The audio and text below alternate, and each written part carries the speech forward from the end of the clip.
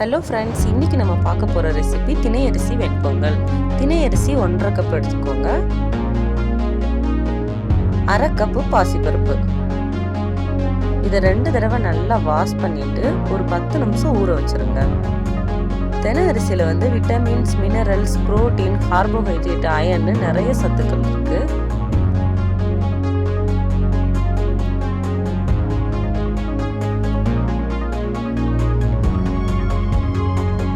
இப்போ stove on பண்ணி ஒரு குக்கர் வச்சுக்கோங்க. அதில் 3 ஸ்பூன் நெய் ஊற்றிக்கலாம். கொஞ்சம் முந்திரி பருப்பு, 1 ஸ்பூன் சீரகம், 2 ஸ்பூன் மிளகு நல்லா இடித்து போட்டுக்கோங்க.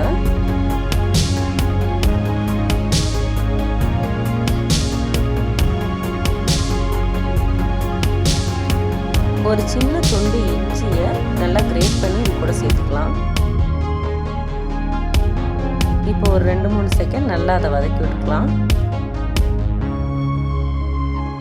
கொஞ்சம் கருவேப்பிலை இலை சேர்த்துக்கோங்க. இப்போ ஊற வச்ச தினை அரிசி இது கூட சேர்த்துக்கலாம். 2 கப் அரிசிக்கு 4 கப்பு தண்ணி சேர்த்துக்கோங்க. கொஞ்சம் குலைவாக வேணும்னா இன்னொரு கப்பு தண்ணி எக்ஸ்ட்ரா சேர்த்துக்கோங்க.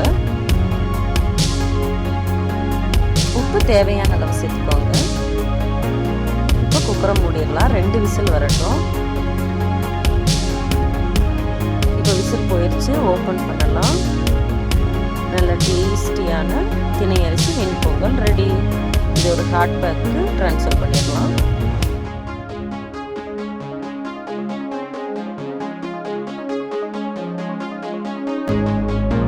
நல்ல டேஸ்டியான ஸ்ட்ரென்த்தான தினை அரிசி வெண்பொங்கல் எல்லாரும் ஒரு தடவை ட்ரை பண்ணி பாருங்கள்.